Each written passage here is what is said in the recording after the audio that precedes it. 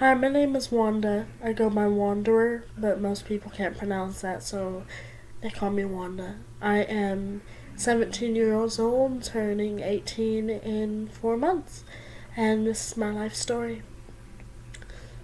When I was born, my mom, Tamika, if I say Tamika, that's my biological mom, because I don't call her mom, but Tamika, when she was pregnant with me, she was doing drugs and alcohol, and when I was born, I was addicted to multiple drugs and alcohol. Um, I had first case pneumonia at 6 months old. 6 months, she was walking me down the street, and luckily my parents that I have now were coming, which are my biological grandparents. They were coming down the street when they saw her and me in a baby carriage. It was raining, wet, nothing on me, just me in a diaper and a stroller. And my mom told my dad to stop. So he stopped the car, and my mom ran across the street, grabbed me out of the stroller, and put me in the car. They took me to the hospital. I was diagnosed with I believe stage 1 or 2, I don't know, stage 1 or 2 pneumonia. It was real bad. I was addicted. They asked my parents if they did crack, and they said no, and they said I was addicted to crack cocaine, and it would take months for me to get the withdrawals over with. So, I was a drunk baby. I admit that. And I have problems.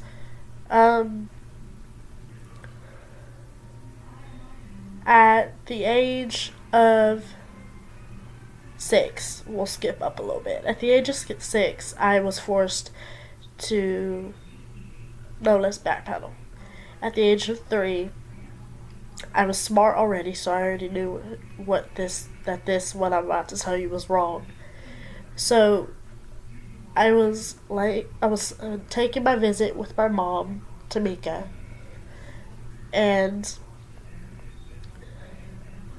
my biological father came in and said it's either her and me. At 3 years old, already knew how to read kindergartner books, first grader books, and stuff like that. I already knew that didn't sound right. So, I listened for a few minutes, and I knew this didn't sound right either. She said, "I choose you." So he left, and I went back to reading my book. I'd used her phone to call my friend Jason, who turned out to be my ex a few months ago, and my boyfriend for 6 years. So it was time for my bath time, and she said it's time for bath time. So I got undressed, and she put me in the bath, and she washed my hair. She said, "You got soap in your hair. Lay down." So I did as I was told. Next thing I know, my head's being shoved underneath the water. And I scream and I kick. And the only thing I knew how to do at 3 years old was use my teeth. So as soon as her arm came to my throat, I grabbed her hand in my teeth and I bit the shit out of her. I mean, what 3-year-old wouldn't? She screamed just as Jason and my dad and his dad came in. Both men pulled her off of me. Jason, he grabbed me a towel and wrapped it around me. He was 6. I was 3.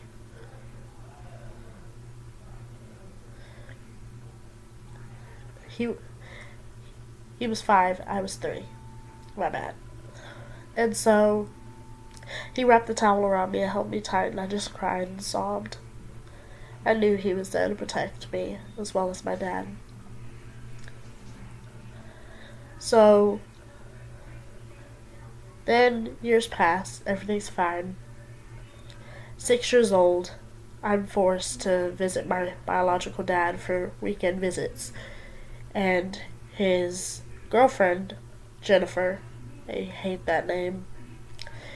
All the Jennifers out there, please don't take this offensive. I just really don't like that name. It's just really gets to me. It triggers something in me. So, I was forced to go visit, and each visit was terrible. She would beat me with shoe hangers and slippers and everything, basically anything she could lay her hands on, she beat me with it. She molested me for 2.5 years, I believe, from 6 to 8, so that's probably like 3 years in a row. Um, at 6, I already knew it was wrong because my mom had given me the talk. If anybody touches you in a place that you feel uncomfortable, it's bad. So I already knew the first time she touched me it was bad. But because she said she would kill my puppy and make sure that I would never see my dad again, I didn't say anything. My puppy's name was Spark, by the way, because he had a little kind of on his head. He had a little kind of like mohawk thing, but it was red, so I always called him Spark, or Sparky for short. And she said she would kill my puppy, so I didn't say anything. So I realized at the age of 7 that I didn't have to tell them, I just had to show them. So on my next visit at the age of 7, I screamed, I kicked, and I punched and bit anyone that even came near me to try to get me in their car. By then they knew something was wrong because I never did that. I was always a good little girl with Dad. Anthony, by the way. Anthony is my dad to me because my biological mom. They're not related to me in any kind of way. As far as I'm concerned, it may sound cruel, but they're dead to me. So, that's how it is. That's how life is. I'm sorry, but anyway, back on point. So my dad came in, he was crying, and I didn't want to hurt anybody. I just wanted to let them know I'm not going with them again. I'm not going to get beat. But I had to go. I knew, or else my family would go to jail. So he's like, baby, you gotta go, baby bear. And so, because he was crying, I went. And when we got to the house, she beat me black and blue. When I got home the next weekend, the whole left side of my face was blue, purple, every color you could think of. It was so bruised up. From here all the way down and down here, my face was bruised. The doctor said if she would have hit me one more time than what she was hitting me, I would have been blind in both eyes. And at the age of 8, the court ordered that I was not to go anymore. That was probably the best thing in my life. So at age 9, we moved to Colorado. And that was the best thing in my life, where I met my Grandma Maya Clearwater. She was the most happiest lady that I've ever met, the most honest lady, honestly. If somebody picked on me, she would say, "You leave my granddaughter alone or I will put snakes in your bed." She would always do that. And she was great until I turned 12. Then we moved to Texas. After we moved to Texas, my life went to hell, basically. My biological mom came back into my life, and that's the first time I went to jail. I went to a juvenile detention center in downtown Fort Worth, as people in Fort Worth call Kimbo. And it was bad. It was very, very bad. The first night there, at 13, I wasn't afraid of anything. I thought I was big and tough. I still do think that sometimes. I mean, I don't think that I'm a scared little girl, but I act brave in front of my family and friends on purpose. It's all. It's all an act. So that way, nobody can see how I really feel. Um, First night in jail, I got released an hour later. My dad bailed me out. And so I stayed out for 2 weeks, went back in, this time I stayed. Had a court hearing and everything. I was in and out of jail for I don't know how many weeks, months and years. Actually, yes I do. I was in and out of jail and out of mental hospitals till I was 15. And then I went to a juvenile justice prison.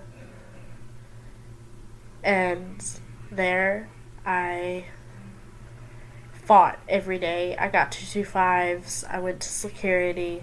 That's a place where they put all the bad kids that like to fight. 225s are referrals. Basically, I fought so people would be scared of me, so they left me alone. After I got enough people to be afraid of me, nobody messed with me. I just got out 6 months ago, and I'm still getting used to the fact that I'm free. And it's hard, because you be locked up with a schedule, eat breakfast, go to school, come home, do your cell, do your homework, go to bed, do it all over again. That's how it goes. Just 1, 2, 3, 4, just like that. And you have a schedule. You know what you're going to do that day. You know what you're going to do the next day. But now I don't have a schedule. I don't know what life is going to be like for the day. I just know. I gotta be careful what I do. I gotta be careful of what I'm fixing to say. I gotta be careful. I gotta be careful. I gotta be careful. So it's been like real frustrating and real hard because I just don't know what to do. So I looked up an online dating site called Jayuma. If anybody knows that, it's a real good site. I found the love of my life. And you can get it in the Google Play Store. And I'm engaged. I know I'm only a child, but I'm engaged to the most wonderful boy I can ever think of. He's so sweet. He's smart, charming. He loves me very much. And I'm glad that I'm engaged at 17. I know some people will think she's knocked up, that's why she's getting married. Well, I'm not. Think what you want. Because I found the man I love and who I want to be with. And nothing can stop that. So, I just want to tell you all that no matter what you go through, no matter how hard it may seem, you have to keep fighting, because someday you'll find somebody that's your match, and someday they'll take care of you. My name is Wanderer Marie Blackwell. I am 17 years old, and shout out to my fiance. I love you. Bye.